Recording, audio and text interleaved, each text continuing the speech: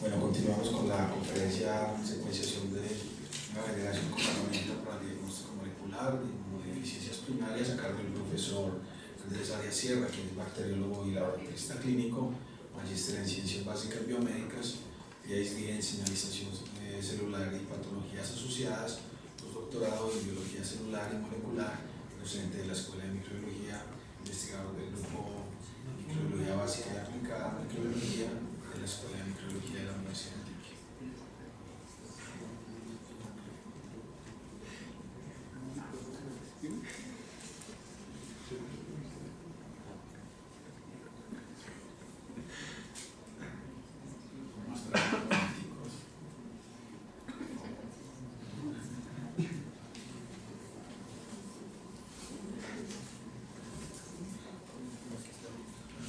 Mientras el profesor organiza la presentación, también les contamos que tenemos abiertas las inscripciones para un diplomado en muestreo, normatividad y calidad de aguas, y también abriremos próximamente un diplomado virtual en hematología.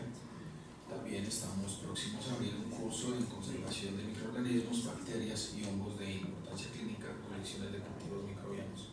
Recuerda visitarnos en nuestro sitio web microbiología.uda.edu.co, microbiología.uda.edu.co, y en nuestras redes sociales, donde podrá encontrar noticias, eventos y actividades de la Escuela de Microbiología. Muchas gracias. Bueno, entonces, en esta parte yo lo que quiero es mostrarle como de una manera sencilla qué es lo que nosotros hacemos en el laboratorio y qué es la secuenciación de nueva generación para hacer el diagnóstico molecular de las inmunodeficiencias primarias. Esto igual se puede aplicar a cualquier otra enfermedad de tipo monogénico, que ahora les voy a explicar el concepto. Entonces, yo voy a hacer como una especie de introducción para un ejemplo ya práctico de lo que nosotros, de cómo diagnosticamos nosotros en el laboratorio pacientes, y la profesora Marcela Moncada les va a mostrar pues como un ejemplo real de un paciente de uno de los tantos pacientes que hemos diagnosticado en el laboratorio desde el punto de vista molecular. Entonces ustedes ven esta molécula, es una molécula de DNA. ¿Sí? Esta es una fotografía electrónica de barrido donde se ve que es una molécula grande, y quien creyera que una molécula tan bonita tiene una información tan importante. Esta información, como ustedes ya lo conocen, está incluida en el núcleo de las células, en este caso células eucariotes. Como vamos a estar hablando de genética humana y de diagnóstico molecular de inmunodeficiencias en humanos, es importante recordar que son células que son nucleadas, y dentro del núcleo están los cromosomas. Los cromosomas son los que guardan información genética y están organizados, pues dentro de los cromosomas está enrollado el material genético en unas estructuras que llamamos nosotros histonas, o de que se conoce ampliamente como histonas. Son proteínas donde el DNA está enrollado de una manera muy específica y muy bien delimitada, y sirve como mecanismo para empaquetar el DNA y protegerlo de daños posibles. Si nosotros nos vamos desenrollando ese cromosoma, uno de los tantos que tenemos en el núcleo, vamos viendo que desde el punto de vista molecular vamos encontrando una estructura de doble hélice, o de cadena doble, perdón, donde varios nucleótidos están formando puentes de hidrógeno, y si hacemos un zoom de esto, encontramos este tipo de estructuras, que es lo que básicamente encontró Watson y Crick en la estructura de cadena doble del DNA. Entonces, siempre encontramos en el material genético, en el caso del DNA genómico, encontramos 4 nucleótidos que son la adenina, la guanina, la timina y la citosina, que estos toman su nombre porque los nucleótidos tienen en sus componentes una base nitrogenada, que es la que le da el nombre al nucleótido, un azúcar, que en este caso es la desoxirribosa, y un grupo fosfato. Estos se unen formando enlaces, y también una cadena de DNA frente a la otra se aparean de una manera especial mediante puentes de hidrógeno. Entonces, esta molécula tan sencilla y esta organización como tan sencilla como la vemos acá, pero muy bien organizada, es la que está guardando toda la información genética que nosotros tenemos a nivel celular. Y la información genética que está guardando es cómo se van a producir las proteínas a nivel de las células. Entonces, esta información se desconfigura o se traduce o se descifra mediante tres procesos o dos procesos básicamente que se dan en la célula. Uno de ellos, entonces aquí vemos una molécula de DNA de cadena doble. Una de ese flujo de la información o de esos procesos es la transcripción del DNA. ¿Qué es la transcripción? Es básicamente que parte del DNA en unas zonas bien delimitadas que nosotros llamamos los genes, se va a transformar en una molécula de RNA mensajero. ¿Qué quiere decir eso? Que el DNA se copia por un mecanismo que está mediado por la RNA polimerasa, es una enzima muy específica, me transforma una secuencia del DNA en una cadena simple. Este RNA madura en un proceso que ya voy a explicarle rápidamente más adelante, y este RNA mensajero maduro sale del núcleo y se va para el citoplasma, y en el citoplasma los ribosomas, que son unas estructuras proteicas que se encargan de capturar el RNA mensajero y lo traducen a proteínas. Esa traducción es un fenómeno muy bien manejado por la célula, muy específico, y se descifra mediante el código genético, que no lo tengo acá, lo había puesto, pero se me borró, pero mediante el código genético. ¿El código genético qué es? Y lo que hace es, o lo que se descubrió cuando se descifró el código genético, es que se entendió que 3 nucleótidos codifican para un aminoácido. Entonces, cualquier alteración en este proceso, en este flujo de información desde el DNA hacia el RNA mensajero y hacia las proteínas, me puede causar que no se produzca una proteína de manera adecuada, o que la proteína se produzca más corta, que las llamamos proteínas truncadas, o que se produzcan proteínas donde cambie un aminoácido por otro, que eso lo vamos a ver más adelante, qué efectos puede tener a nivel celular.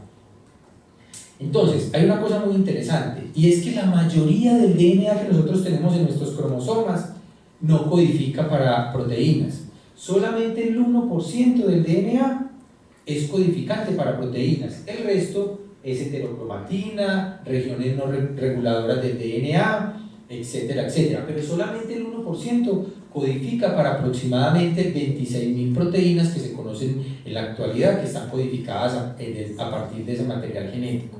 Entonces miren que el resto del material genético, solamente el 1%, el 99% es otro tipo de DNA que codifica para RNA ribosomal, RNA de transferencia y otras moléculas reguladoras. Nosotros nos enfocamos básicamente en ese 1.1%, que son las regiones que codifican para proteínas, que las llamamos, en otras palabras, las regiones exómicas, o que tienen exomas. Bueno, para recordar un poco y para entender lo que viene más adelante, hay que recordar cuál es la estructura de un gen. Entonces, ¿un gen qué es? Una zona o un locus o loci en el DNA que codifica para una proteína y está formado por estructuras básicas, que son una región reguladora de la expresión de ese gen, que la llamamos la región promotora. El gen tiene exones.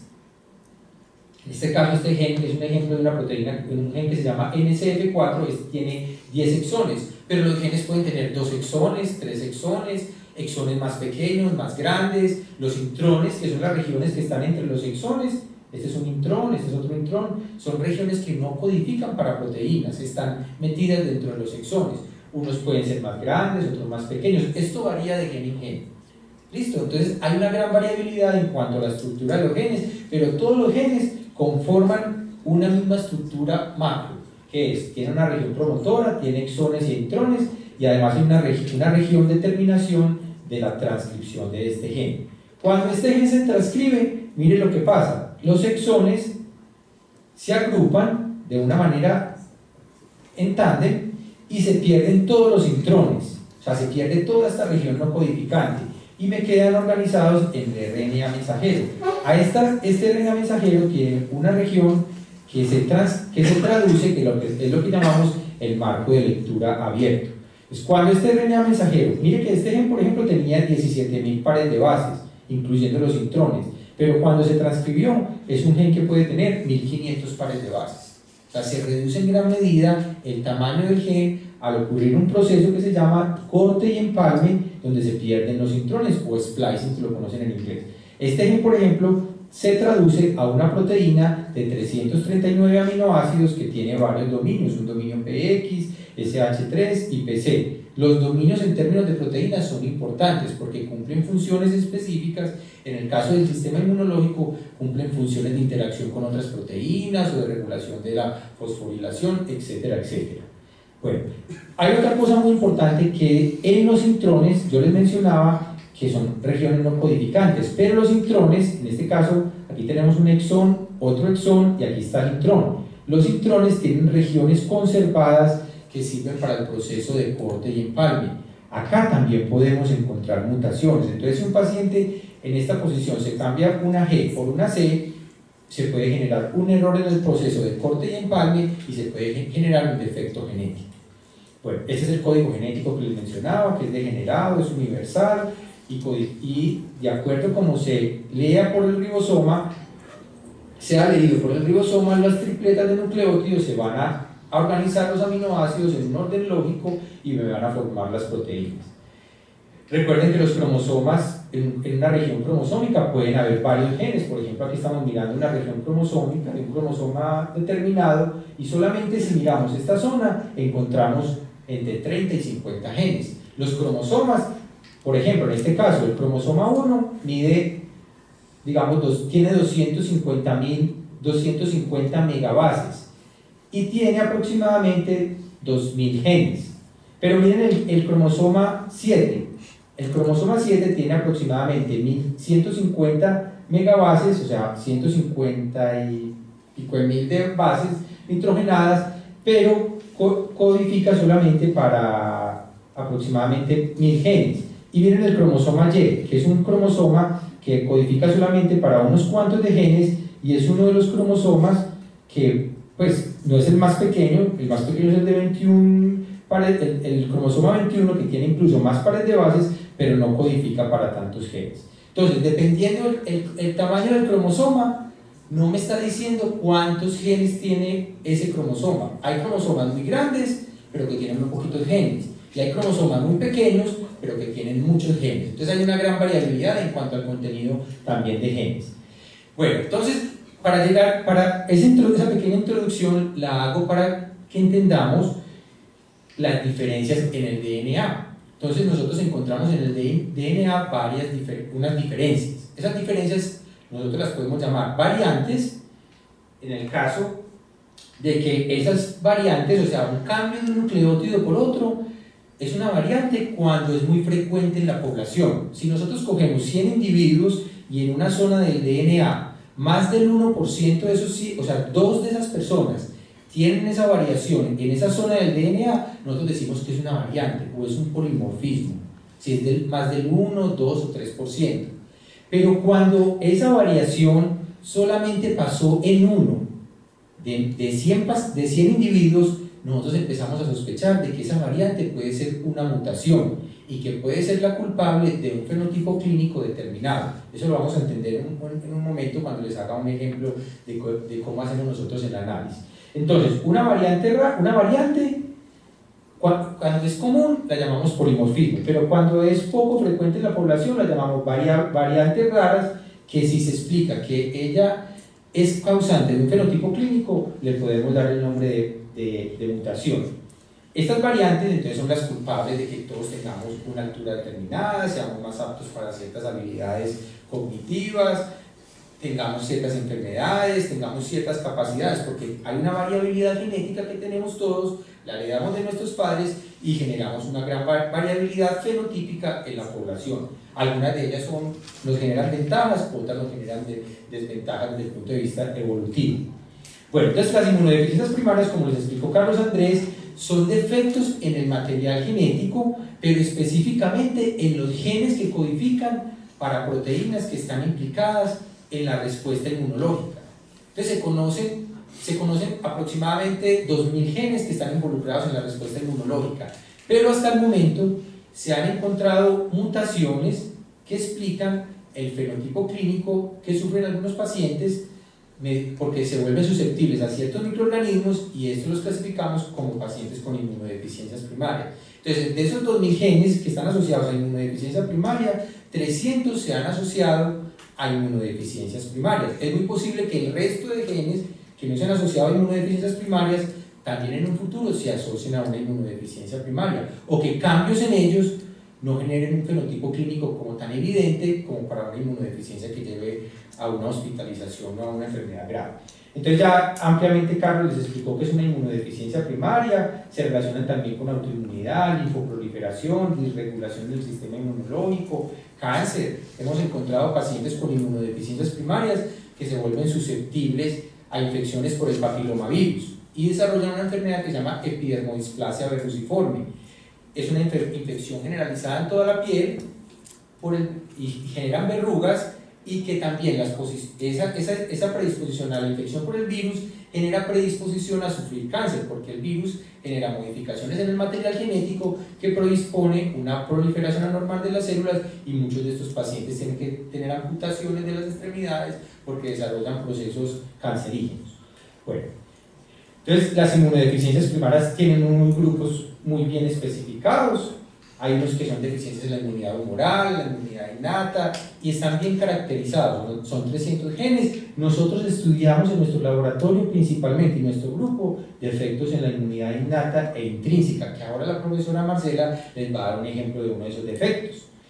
Nosotros, las inmunodeficiencias primarias son monogénicas, o sea, es un defecto en un solo gen, y tiene una característica muy especial, que se empiezan a presentar desde la niñez. La mayoría de las veces, o sea, un niño nace y en los primeros meses de nacidos o en los primeros 5 años de vida empiezan a tener manifestaciones clínicas, que es predisposición a microorganismos o a desarrollar alguna de las patologías que les mostré anteriormente, y cuando buscamos cuál es el origen genético encontramos que es un solo gen, por lo general, lo llaman monogénicas, y tienen un origen mendeliano porque siguen las leyes de Mendel. Entonces unas son autosómicas recesivas, son homocigotas. Cuando buscamos en los pacientes en ambos alelos, vemos que ambos alelos tienen el mismo cambio a nivel del DNA, o pueden ser ligadas al cromosoma X. Entonces uno ve en las familias que solamente los hombres sufren de la enfermedad. Entonces eso nos indica, a estos pacientes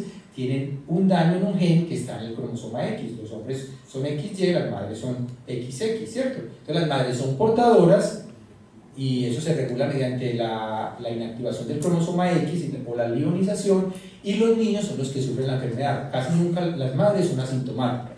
Entonces puede ser ligadas al cromosoma X, o puede ser autosómicas dominantes, donde un solo alelo es suficiente, que es un ejemplo que les va a dar Marcela ahorita. Un solo alelo es suficiente para que las personas sufran un solo alelo, que haya un cambio en un solo alelo es suficiente para que se presente un fenotipo clínico. Y por lo general, cuando hacemos los pedigrís o los familiogramas, vemos que hay siempre un afectado en la familia. Entonces se está heredando de manera autosómica dominante. Entonces siguen la herencia mendeliana. Y hay una cosa muy interesante. El estudio de estas enfermedades se ha podido, y el diagnóstico molecular y el entendimiento de estas enfermedades se ha podido desarrollar mediante la secuenciación del genoma humano. Antes se hacían las descripciones clínicas de las enfermedades, pero no se conocía el origen. En la actualidad, y a partir más o menos desde el año 92 o del 86, cuando apareció la PCR, la reacción en cadena de la polimerasa, y a medida que van pasando los años, las técnicas de nueva generación o Next Generation Sequencing en inglés, se ha podido diagnosticar más genes que están involucrados con las inmunodeficiencias primarias. Y miren, en azul están las enfermedades o los genes que se han asociado a inmunodeficiencias primarias, pero que se han encontrado con técnicas de nueva generación. Y miren que hay una tendencia a que estas enfermedades se empiecen a descubrir con las tecnologías de nueva generación. Sin embargo, la metodología de Sanger, que es la metodología clásica de secuenciación, se sigue utilizando y con ella se siguen encontrando genes que están asociados a las inmunodeficiencias primarias.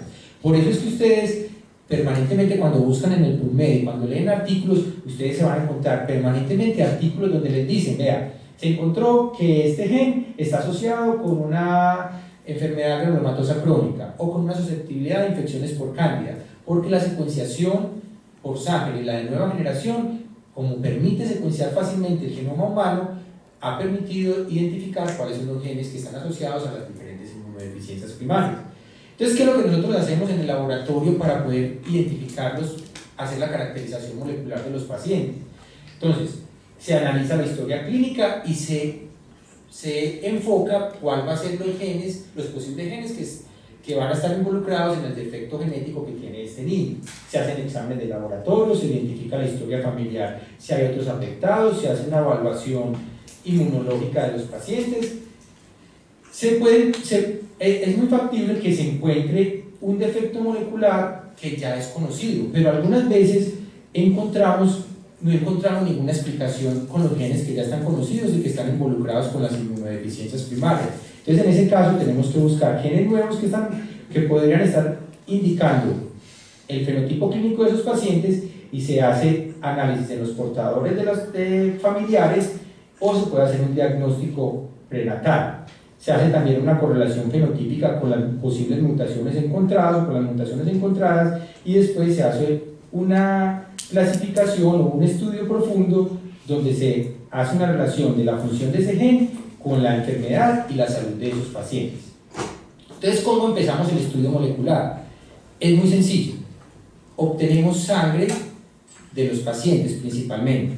¿Por qué la sangre? Porque en la sangre donde obtenemos células nucleadas, que son las células, los leucocitos de sangre periférica. Todos ellos tienen material genético en los núcleos de donde podemos obtener DNA genómico. ¿Qué tipos de tubos utilizamos? Tubos con heparina, tubos con citrato. En realidad, los métodos de purificación ahora nos permiten utilizar varios tipos de tubos para la obtención de la sangre. La sangre se puede manipular, se puede hacer la extracción del DNA rápidamente, incluso nosotros a veces hacemos extracción del DNA un día después, y en general el DNA es estable.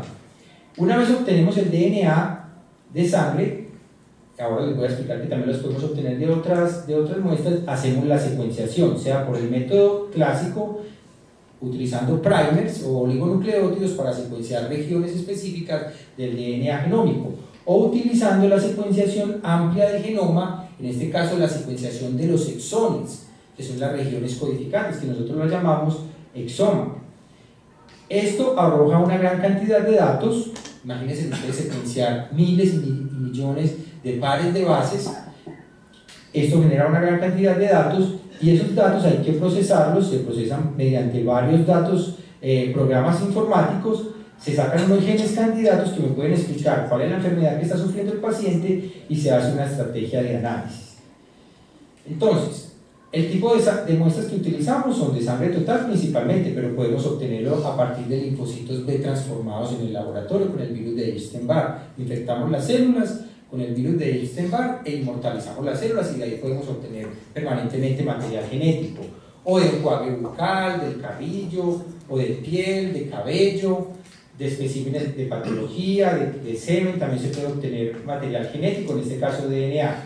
El ARN mensajero o ARN total se puede obtener también de sangre total, de linfocitos B transformados o de muestras de biopsias. Tienen ventajas y desventajas cada uno de ellos. Bueno, entonces, nosotros actualmente en el laboratorio usamos una estrategia rápida para hacer el diagnóstico molecular de los pacientes. ¿Por qué usamos la estrategia rápida? Tenemos dos opciones: secuenciar con el método de sangre, que es utilizando primers, oligonucleótidos, y secuenciar genes que nosotros estamos sospechando que están implicados en el fenotipo clínico del paciente. Sin embargo, esta metodología hay que amplificar exón tras exón. Entonces, por ejemplo, en el ejemplo que yo les mostraba ahora, que era un gen que tenía 20 exones, habría que secuenciar uno a uno de los exones, o sea, 20 reacciones de PCR, y después secuenciar con el método de sangre. Actualmente existen unas tecnologías de nueva generación que sirven para secuenciar. ¿Y cuál es la fundamentación de estas tecnologías, o qué es lo importante de estas tecnologías? Y quiero que ustedes se lo lleven para la casa. Es que podemos secuenciar prácticamente todo el genoma humano en 24 y 48 horas. Generamos una gran cantidad de datos de la secuencia de todo el genoma humano, y esa información nos llega a un computador, y ahí podemos buscar todo el material genético secuenciado y buscar los genes que nosotros estamos sospechando que tienen el defecto genético. Entonces, ¿en qué se basa esta secuenciación de nueva generación? Se obtiene el DNA genómico, por lo general se necesita buena cantidad de DNA genómico, se necesitan entre 2 y 5 microgramos de DNA. El DNA se fragmenta, se le añaden unos adaptadores, esos adaptadores permiten que ese material genético fragmentado se pegue a unas placas, esas placas tienen permiten que esos adaptadores rojos que tenemos acá se hibriden a las placas, y en esas placas se hacen unas reacciones de PCR específicas. Yo no quiero entrar en muchos detalles para no enredarlos demasiado, pero se hacen unas reacciones de PCR específicas que permiten amplificar de manera exponencial y de manera general todo el DNA genómico o los exones del material genético, o sea, la región codificante. Eso se hace mediante unos puentes donde los adaptadores me permiten amplificar en puentes el material genético, y eso me arroja una gran cantidad de datos, o sea, se genera millones y millones de datos. Eso se hace en un secuenciador de nueva generación, que por lo general hay varias empresas que nos ofrecen estos secuenciadores. Una de ellas es Illumina, que es la que pues, en este momento tiene mayores ventajas en el mercado y que genera mayores datos con mayor eficiencia en menor tiempo, con mayor reproducibilidad. Todos esos datos los llevamos a un computador y tenemos entonces una estrategia de análisis. Esto es de nueva generación, porque es una gran cantidad de datos que uno a veces dice, ¿qué cantidad de datos? ¿Cómo los vamos a analizar?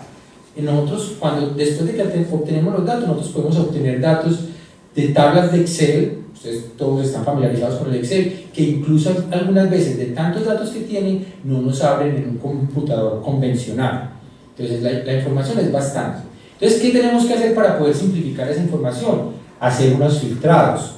Entonces analizamos, le decimos a los software, quíteme todos los genes que no estén asociados con inmunología, con el sistema inmune o con inmunodeficiencias primarias. Entonces ahí saco el 90% de los genes o más. Entonces me quedan ya unos datos más pequeños. O lo otro que podemos hacer es excluir variantes polimórficas, o sea, los SNPs, los polimorfismos. Yo les decía ahora que si una variante en el genoma está en más del 1% de la población, es posiblemente un polimorfismo. O sea, es muy frecuente en la población, entonces por lo general ellos no están predisponiendo a una enfermedad genética. Entonces descartamos esos polimorfismos. ¿Y cómo nos ayudamos para poder descartar esos polimorfismos? Porque existen unas bases de datos de genomas humanos. Uno de ellos se llama los 1000 genomas. Entonces son genomas humanos que se han secuenciado en todo el mundo. Hay poblaciones caucásicas, de la India, africanas, de varias partes de África, hay colombianas de Medellín, hay más o menos 120 individuos que aportaron en estos 1000 genomas. Entonces tenemos un pool de genomas, tenemos un grupo de genomas donde nosotros podemos poner el genoma de nosotros y compararlos con esos 1000 genomas y sacar una estadística de qué tan frecuente es un cambio en el DNA con respecto a los genomas que están reportados en esas bases de datos. Entonces de ahí sacamos si son polimorfismos o no. Se excluyen las variantes sinónimas. Sinónimas es que cuando cambia el DNA por otro, un nucleótido en el DNA cambia por otro, no se afecta al aminoácido que se va a traducir a partir de ese RNA mensajero. Entonces no tiene un efecto en la proteína, se las descartamos. Entonces, ¿qué buscamos? Variantes donde haya un codón de paro prematuro, o sea, la proteína cuando se está traduciendo se produce como una proteína truncada, o que haya un daño en el sitio de corte de empalme del RNA mensajero, o sea, en el splicing. Entonces se producen proteínas también anormales o no se producen, hayan inserciones o deleciones, o cambios de sentido, que se cambia un aminoácido puntual en una proteína por otro y eso tiene un efecto grave en la proteína. Entonces, después, con unos software que se llaman predictores, podemos determinar, unos ejemplos de ellos son SIF, Polyphen, Mutation Taster, GDE, CAP. Bueno, son varios software. Nosotros podemos predecir si un aminoácido cuando se cambia en una proteína predice para una proteína que puede causar enfermedad o no, las llamamos patogénicas o no.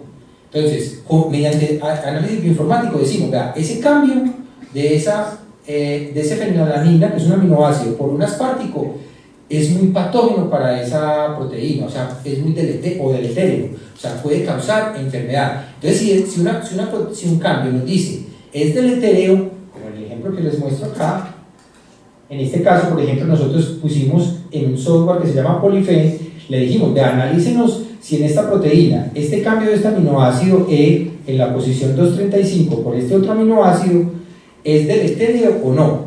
Entonces, si la puntuación, ¿y cómo hace esas comparaciones? Él compara nuestro aminoácido en una proteína X, lo compara con proteínas similares a ella en el proteoma humano o en otros animales que tengan, por ejemplo, la proteína CAR9, y en los perros también hay CAR9. Entonces va y compara si en CAR9, en esa misma posición, ese aminoácido está conservado o no, esa misma posición. Pero si el aminoácido es muy promiscuo y ahí pueden, en esa misma posición, estar varios tipos de aminoácidos, un cambio en ese aminoácido aparentemente no es tan grave, porque evolutivamente, y si miramos las proteínas comparándolas hacia atrás en varios tipos de mamíferos, en varios mamíferos, vemos que no es un cambio grave, entonces no es tan deletérea. En este caso, este cambio de este aminoácido por otro nos predice que es un cambio deletérea o probablemente dañino. Entonces nosotros decimos, este cambio es un buen gen candidato que nos puede estar explicando el fenotipo clínico que tiene este paciente.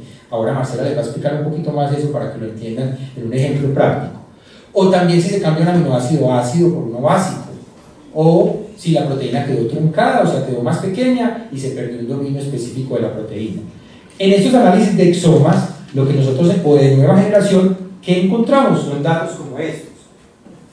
Encontramos muchas lecturas y las comparamos con los genomas de referencia y decimos, vean, donde no hay como alertas, decimos, ahí ese nucleótido no cambió en todas las lecturas que se le hizo al DNA. Pero miren acá lo que sucedió. Acá en esta posición normalmente debería haber una timina. Y miren lo que se observa acá. El software nos hace una alerta. Vean, ahí en esa posición, en algunas de las lecturas encontré una C, una citosina, y en las otras no encontré. ¿Qué quiere decir eso? Que ese paciente tiene un cambio en un alelo de una T por una C, pero el otro alelo está la T, o sea, es el heterocigoto para esa mutación. Posiblemente, si esto fuera una enfermedad que nosotros estuviéramos sospechando, que es autosómica dominante, esto nos da inmediatamente la explicación, y seguramente ahora Marcela les va a explicar eso. Entonces, este tipo de información es las que nosotros nos encontramos cuando estamos analizando los exomas, y siempre corroboramos la información, lo que encontramos, por el método de secuenciación clásica, que es el método de Sanger, y determinamos si las mutaciones están presentes o no en este tipo de histogramas. Siempre hacemos el familiograma, identificamos cómo están los padres con respecto a la mutación para identificar el origen genético y el patrón de herencia que se está dando en los pacientes. Bueno, miren en este caso, este aminoácido en la posición 235, que es un aminoácido E, en humanos, en chimpancé, en macacos, en ratas, en ratones, en perros, en gatos, en vacas y en otros tipos y en reptiles incluso, ese aminoácido es conservado. Si yo cambio, si hay una mutación donde se cambia, por ejemplo, fenilalanina por aspartico en esta posición, ¿ustedes creerían que es importante o no? En el humano. ¿Qué piensan ustedes? Si es importante, si yo cambio, por ejemplo, aspartico, si se cambia el aspartico en esta posición 235 por fenilalanina o por leucina, ¿creen que es posiblemente deletérea o posiblemente dañino para esa proteína? Sí o no, porque miren que evolutivamente en esa misma proteína y en esa misma posición ha conservado ese aminoácido, entonces también nos ayuda a predecir qué tan importante es un aminoácido en una proteína o no. Entonces, en este caso, ya para resumirlos un poco y ir cerrando ya mi parte, el apoyo bioinformático y de los predictores nos ayudan a predecir si una mutación que encontramos, una variante que encontramos en el DNA es posiblemente la que nos explica o no el fenotipo clínico o la enfermedad de ese paciente. Y ya pasamos a hacer otro tipo de estudios, que es lo que ahora Marcela les va a explicar. Bueno, entonces, ¿para qué hacemos todo esto? Ya para terminar, esto es muy importante. Ustedes ven que, ustedes piensan, pero ¿para qué ir a tanto detalle? Para nosotros es muy importante el detalle y encontrar el origen del defecto genético y el origen de la enfermedad, porque con eso podemos determinar la etiología genético-molecular de ese paciente, o sea, podemos explicarla mejor. Otra cosa es que podemos identificar los riesgos de la salud que ese niño o esa persona puede tener en un futuro. Podemos enfocarnos a la medicina personalizada. Entonces, siempre es muy importante llegar a encontrar el defecto genético para este aspecto. Predecir la respuesta frente a medicamentos. Por ejemplo, niños que tengan defectos en la producción de una citoquina determinada, ya venden citoquinas recombinantes y a ese niño se le puede poner la citoquina recombinante. O una molécula que se une a un receptor y porque el ligando está faltando en ese paciente, entonces generar una molécula que se une a ese receptor y se dé una cascada de señalización determinada y de esa manera curar pues, como el defecto que se estaba presentando. Conocer las bases fisiológicas y la patogénesis y las patogénesis de las enfermedades. Estas son enfermedades de natura, enfermedades de la natura, o son defectos de la naturaleza que nosotros aprovechamos, o ese experimentos de la naturaleza, se llaman experimentos de natura. Nosotros nos aprovechamos de estos defectos que se dan de manera aleatoria en la población para entender de ellas. No tenemos necesidad de explorarlo en los animales, sino que de los mismos humanos que van presentando las enfermedades vamos aprendiendo de ellos y explorando en sus células cómo funciona el sistema inmunológico. Por eso lo llamamos experimentación de natura. Y esto tiene implicaciones muy importantes para el paciente y sus familias, porque los pacientes pueden decidir. Si nosotros encontramos que un paciente tiene una enfermedad autosómica dominante, es muy importante que el paciente sepa que es muy factible que si él se casa y tiene hijos, van a sufrir de la enfermedad. Entonces el paciente tiene una opción. Bueno, yo puedo tener o no tener hijos. Lo ideal es que no tenga los hijos porque va a tener el riesgo de tener hijos con esa enfermedad, ¿cierto? Entonces, en cuanto a la consejería genética, el diagnóstico molecular ayuda también a esa parte porque se puede dar una mejor consejería genética. Y también de soporte para los familiares, porque como les decía Carlos Andrés, en las enfermedades raras, la familia es la que tiene un gran peso para soportar a los enfermos con inmunodeficiencias primarias o con enfermedades raras. Entonces, los niños por lo general sufren problemas de movilidad o no pueden trabajar, o sea, tienen ciertas dificultades para desarrollarse en una sociedad determinada. Bueno, entonces era todo lo que les quería mostrar. Ya Marcela, entonces ya les va a mostrar y vamos a tratar de desenredar un poquito más lo que yo les estaba mostrando ya con un ejemplo práctico, con un paciente real que nos llegó al laboratorio y cómo nosotros lo abordamos para encontrar su defecto molecular.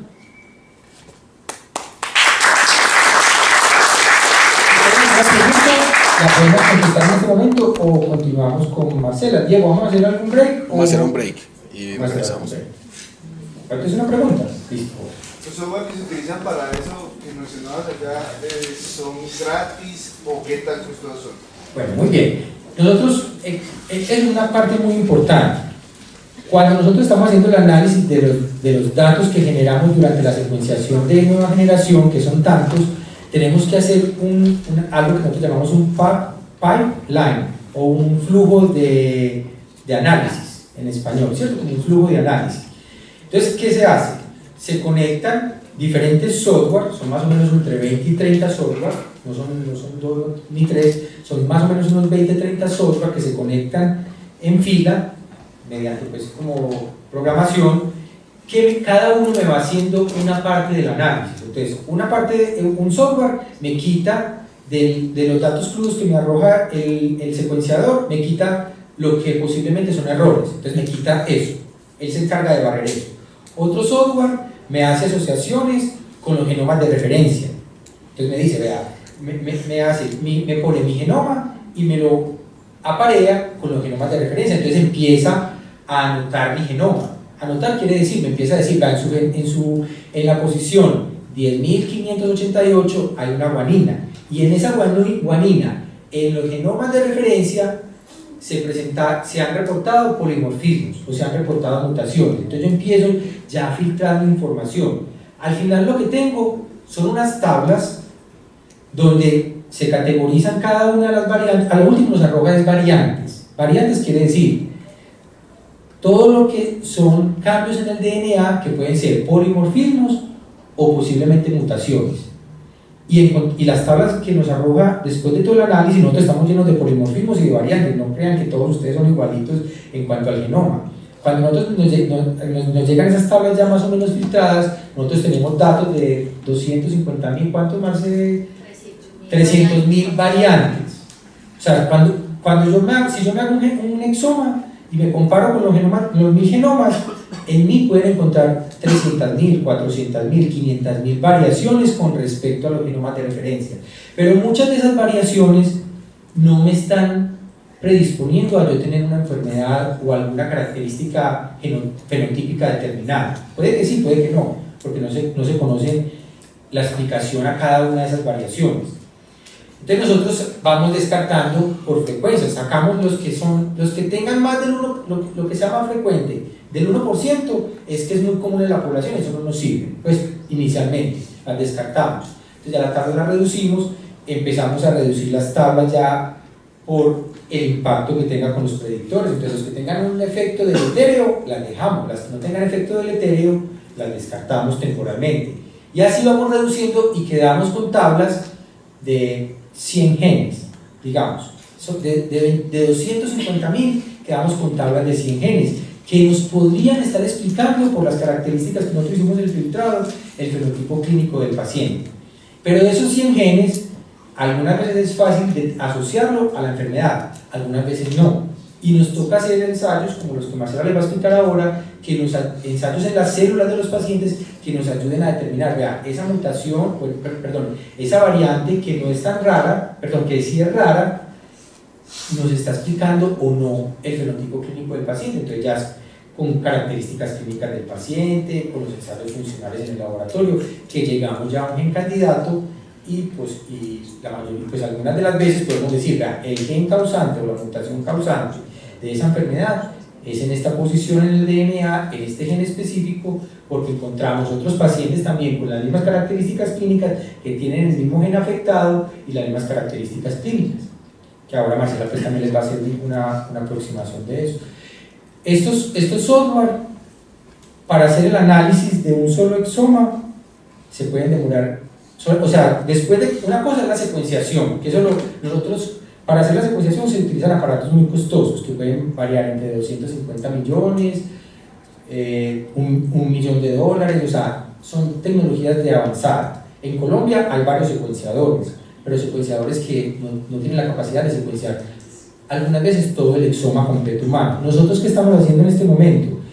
La secuenciación como tal, la parte técnica de la secuenciación, nosotros hacemos la extracción del DNA, la parte técnica la secuenciamos en Corea. Ellos tienen toda la infraestructura y manejan todas las tecnologías de punta para la secuenciación. Ellos nos envían los datos crudos. Nosotros hacemos todo el análisis bioinformático y hacemos todo el estudio funcional. Costear un aparato de secuenciación de nueva generación en este momento en Colombia es costoso y yo creo que es poco rentable, porque se desactualizan rápidamente, en 1 o 2 años pierden su uso porque aparecen aparatos con mayor tecnología y mayor eficiencia en la secuenciación, entonces estos pierden como su utilidad y ya las personas empiezan entonces a utilizar los otros aparatos. Entonces las universidades o instituciones que hagan una inversión tan grande en un aparato es temporal y es posible en este momento en Colombia que no sea tan rentable. Entonces nosotros lo hacemos es con características de investigación, nosotros lo hacemos en este momento como para vender un servicio, siempre es con características o con el enfoque científico de investigación y son cubiertos con proyectos de investigación financiados por Conciencia en este momento. Pero en Colombia se hace secuenciación para diagnóstico, empresas ofrecen el servicio, algunas los hacen acá en Colombia, otros mandan también a secuenciar al exterior y envían los análisis desde el exterior o hacen parte de los análisis acá y dan el resultado a los médicos y los médicos hacen la interpretación. Nosotros el enfoque es científico, como les decía anteriormente. ¿Algo? ¿Qué tan normal es, no solamente en Colombia, sino a nivel internacional, que hayan centros de secuenciación no para diagnóstico, sino para hacer un perfil genético de la población? Es decir, yo simplemente me quiero hacer una secuenciación de todo mi genoma para ver si tengo susceptibilidad a una enfermedad u otra. ¿Qué tan normal es eso a nivel comercial? Pues en Colombia yo creo que eso todavía no está implementado, pero yo sé que en otros países, por ejemplo en Estados Unidos, sí hay empresas que hacen ese tipo de secuenciación y le ofrecen a usted un panel, porque ya se sabe, por ejemplo, BRCA1 o BRCA2 está asociado, por ejemplo hablando del cáncer, está asociado mutaciones en algunas regiones de esos genes están asociados a cáncer de próstata, a cáncer de ovario, cáncer de seno. Entonces, y otras enfermedades, hay genes que están asociados a generar dislipidemias, a que se generen dislipidemias, asociados a diabetes tipo 2 y diferentes enfermedades. Entonces, hay empresas que venden, tienen unos paneles para la secuenciación de nueva generación, se pueden armar paneles. Un panel es que yo le puedo decir al secuenciador, armar unos prototipos de secuenciación donde yo amplifico con tecnologías de nueva generación 1000 genes que yo tengo bien caracterizados y que están asociados a dislipidemias. Ellos ofrecen, las empresas ofrecen ese tipo de paneles y sacan una información algunas veces muy bien filtrada que le dicen a usted tiene una mutación que se ha asociado ya a una enfermedad determinada, a cáncer de próstata. O algunas veces le dan una tabla y le dicen, vea, encontramos en sus exomas, en esta lista de genes, estas variantes genómicas. ¿Son causantes de enfermedad o no? Ya hay que hacer otro tipo de estudios y en este momento para poder analizar toda esa información que se genera de posibles cambios en los genomas que puedan estar asociados a la enfermedad es muy difícil. ¿Qué hace falta en este momento? De la gran cantidad de información que se genera, hace falta gente que se dedique, o sea, más personal calificado que se dedique a analizar toda la información que arroja una secuenciación del genoma y del exoma, para poder entender cómo es que se expresa o cómo se da cómo se relaciona esto con las enfermedades. Marcelo. No, quería complementar que en Estados Unidos venden un kit que se llama 23andMe, la 23 y yo. Usted simplemente lo compra, se toma la muestra de DNA, el kit le llega y es un paquetico para que tome una muestra de saliva o de carrillo, usted la devuelve y ellos le mandan a usted toda la información genética. Ya usted verá qué hace con ella. Pero así es. Lo difícil acá es el análisis. El análisis. O sea, el análisis, nosotros podemos algunas veces tener, por ejemplo, nosotros hicimos unos exomas, 15 exomas el año pasado. De esos 15 exomas hemos podido determinar el gen candidato bien caracterizado, más o menos de 6-7 pacientes. El resto de los pacientes tienen unas características clínicas muy específicas de la enfermedad que estamos estudiando, que ahora Marcelo les va a explicar, pero no hemos encontrado mutaciones en los genes que nosotros sabemos que están asociados a esta enfermedad. Entonces ahí hay un interés muy bonito, y es que si usted no encuentra mutaciones en los genes que ya están asociados a una enfermedad determinada, quiere decir de que hay unos genes nuevos que no se han relacionado con esa enfermedad. Entonces, ¿qué buscamos nosotros en esos pacientes? Analizamos con mayor profundidad ese exoma. Entonces ya nos vamos en gen por gen, hacemos otro tipo de correlaciones, hacemos unas cosas que llaman conectomas, hacemos conexiones de la proteína de la enfermedad. Predecimos qué genes podrían estar asociados a la enfermedad y los conectamos con todas las proteínas posibles que se conectan a las proteínas de interés de nosotros. Y buscamos, y le decimos a los software que nos diga, vea, búsquenos variantes en las proteínas que están relacionadas con esta proteína de interés y díganos si hay variantes de interés. Entonces vamos y analizamos cuidadosamente cada una de esos genes que nos está arrojando los software y vamos categorizándolas y nos casamos con una o dos. Y ya hacemos análisis funcionales, otro tipo de análisis que nos ayude a entender si ese gen es buen candidato o no. Los llamamos hasta que nosotros no estemos seguros de que esa mutación en ese gen determinado es la que se asocia o la que está generando ese fenotipo clínico, lo llamamos gen candidato. Y cuando ya estamos seguros, ya lo llamamos mutación. No llamamos desde el principio un cambio genético mutación, así sea incluso menor del 1%. Lo llamamos variante rara. Si es menor del 1%, lo llamamos variante rara. Pero le ponemos el apellido de mutación cuando ya lo asociamos con la enfermedad y que decimos, sí, esta proteína, cuando se cambia este aminoácido, no funciona bien y es la causante del fenotipo clínico del paciente. Marcela ahora les va a explicar con un ejemplo muy bonito eso que les estoy contando yo más teórico. ¿Alguna otra pregunta? ¿Qué tan común y si es posible encontrar un paciente con 2 o más enfermedades raras? Sí, tendría que ser muy de mala, ¿cierto? Sí. Entonces, bueno, eso algunas veces sucede. Marcela también quiero que me ayude un poquito, porque Marcela es bióloga y los biólogos tienen un muy buen enfoque genético. Algunas veces pasa que se pierden regiones grandes de los cromosomas. O sea, hay deleciones de millones de pares de base, entonces eso se lleva muchos genes. Entonces, cuando los niños nacen, y si logran nacer, porque hay veces que no, ni siquiera son viables, si nacen, esos niños tienen varias características clínicas, que eso les ayuda pues, a los médicos a asociarlos a ciertas enfermedades. Entonces son niños que tienen malformaciones, tienen también inmunodeficiencias, tienen varios tipos de defectos que están causados porque se perdieron muchos genes que estaban asociados a muchos procesos metabólicos o procesos funcionales a nivel celular. Entonces puede pasar en ese caso, o puede pasar, miren esto tan interesante, que un exón tiene una mutación en un alelo, en el exón 1, pero en el exón 2, en el exón 10 hay otra mutación distinta que una la heredó de la madre y otra del padre, pero en el alelo materno y en el alelo paterno hay mutaciones en dos exones distintos, pero cuando los dos alelos en el hijo se asocian,